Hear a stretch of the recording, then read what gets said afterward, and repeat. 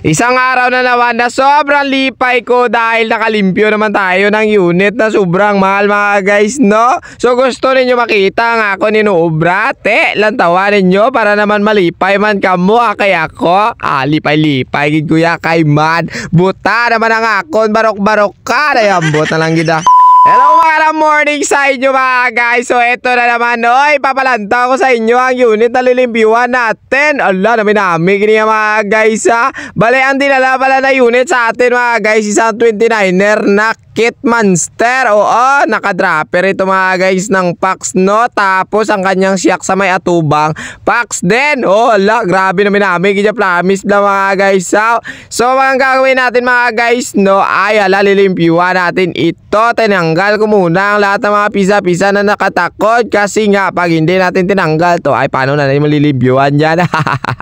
So ayan na mga guys. So aninus nos Gago! Ay sorry talaga mga guys, ako nagsasala ako ng mga pinangambal. So ito na, balik ubra na tayo. Ay nuslo ko na yung harapang gulong-gulong. Tapos ito na, tinanggal ko muna yung pingyo ni sir, no? Nagamit pala tayo ng impact mga guys, no? Kasi nga para madali lang siyang usluin. Pero sa mga SRAM na mga cogs mga guys, hindi talaga ako nagagamit ng ganyan. Kasi nga medyo masapnot yung thread niya, ay baka masira yung cogs. Sa mga Shimano lang hyperglide mga guys ba. O ito na, balik ubra na tayo. Tinulungan ako ni Bunso mga guys sa pag-uslo ng kanya mga biring-biring, no? At ako dito rin nagpapalos din ako ng mga silyo, mga spring, tsaka butong bracket na biring. Pero yung butong bracket niya ay plastic yan mga guys. Iyas ang XT. Ay humok lang siya, hukusin. Gago! Bago natin gamitan ng toothbrush mga guys, no, inuluman ko anay ng langis-langis, no, para mag-umok naman ang mga linti, ang mga higko na. Tapos inugasan na ni Bunso ang unit natin. Pati yung wheelset mga guys, inugasan ni Bunso. Pero hindi ko na masyado na videoan kasi nga may nubra ako dito. O, diba? Mabilisan lang yan mga guys. Matapos ko na ugas-ugasan na langis-langis. Papiswit tayo para malamala sa dayon. Wow! So ayun mga guys, so maramos sa ating limpyuhan. Ay malimpyo na talaga. Binugaan natin ang angin-angin, para naman yung sabi ko kanina na magmamala na siya, diba? Madali lang yan mga guys, tingnan ninyo na ubra ko. Abaw, sobrang limpyo na. Wala istorya damo. Hindi puta. So ito na pala mga guys, so binalik na natin yung spring tsaka pa. So ako na lang napatuloy sa pag-ubra kasi nga may nag-abot ng mga lubraon sa kay Bunso. Matumato naman tabalik ne. So nilagyan ko muna mga guys na papadanlog. Tapos yung bearing sa butong bracket ay dahil kinamay natin kanina sa paghukas, ay kinamay na rin natin sa pagduso. Ay wala, ugot animal. Gago! At nang matapos ko na lagyan na papadanlog mga guys, no, ito na yung pre-up naman. Ginamitan na natin ang special tools kasi nga hindi na kaya iduso ni Maninoy ninyo. Dali alay mga guys ha. Nung makatapos natin ang pre-up mga guys, ito na naman yung gulong-gulong niya. At nang matapos yung ubra ni Bunsa, nagbalik naman siya sa pag-ubra dito sa akon. Ay kanami, gidya ko may utod ka nga gwapo. Ay ambot na lang gid. So ayan mga guys, no, nabalik na natin yung mga pisa-pisa niya. Bago lahat mga guys, no, please follow and share naman yung page ni Bunso. Ay Bunso Works mga guys, no. Maraming salamat talaga kung manood kayo ng kanyang video. Kahit medyo makulit, medyo kulit talaga yan. Anima.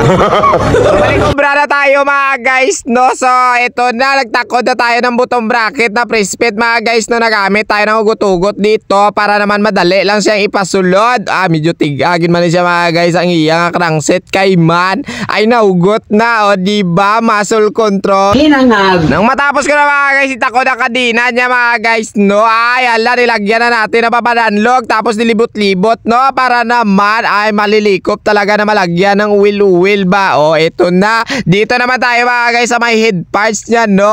Tinanggal natin kasi nga sabi ni Idol, mahigko daw dito. Ay nang pagbunlot ko pa lang may tubig na natira kasi nga inugasan natin kanina. Pero mga guys, matiga talaga yung head parts niya sa may idalom na part. Ay sabi ni Idol sa akon, pero yung dumalaw ay na ay bayluin na lang bago. Para namin sa libot-libuton karon ba. Ay ala. Uy. Uy, sana all. So habang nagtatakot ako dyan mga guys no ng kanya mga biring-biring, ayan lang group set pala nito mga guys no ay hindi magtugma. Kasi yung preno niya mga guys XTR and then yung mga ibang pyesa ay XT. O diba? Grabe kapala sa iya bulsa. Oy, animal. So ayun na mga guys, no, nakita ninyo may nililiso ako na imbudo kasi nga i-drain natin yung oil na daan ni Idol, no. At tapos lagyan natin ng bago na naman na Yakult ang kanya gulong-gulong. Oo, eto tingnan ninyo, gatas kalabaw, gatas na preska. Tinanggal muna natin mga guys yung luma kasi nga sabi ni Idol pangit na daw yan pag luma na kasi nga 9 months ba na ba ibilin, ay ambot na lang gida. So eto na, natatapos na tayo mga guys sa pag-maintenance, no. Sa mga nanonood ng aking video, maraming salamat talaga, no. And then paki-follow naman kung wala ka pa nakapalo, kay kung hindi, palo-palunta ka. Joke lang. So ayun mga guys, no, paalam na tayo. Maraming salamat sa inyo. God bless lang perme sa pagbike, no. Always mindset lang palagi. Ala, mindset mali naman ang balko. Ay ambot na lang gida. O sige na, bye-bye na kay natak-an ako kay man si Idol. Ay gigil na gigil, tanawa ninyo. Mapuli na gid lang, puwak-pato na lang ang bike kay may kuan ko, no. Pero okay lang, importante mag-an. Ay kalaen. Sana all, bye-bye na. Yala, kagina ka pa. Tak-an ako si puli na to. Joke lang po. Maraming salamat sa tip. Love you.